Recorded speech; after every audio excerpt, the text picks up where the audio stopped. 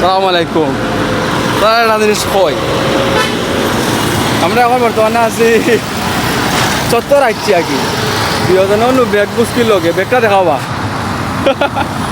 ছাত্রী লগে।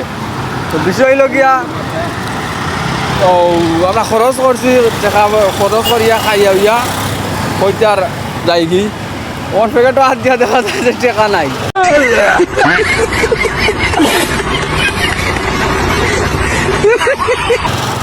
এখন সেউরে আর বুঝাই দিয়েছি না যে আমরা কাছে টেকা নেই, আমরা গরিব।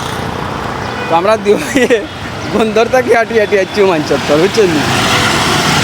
এখন হুমায়ুন চত্বর থাকি যেন কোটালপুর যাইতাম বা মগলো বাজার যাইতাম, টেকা নাই।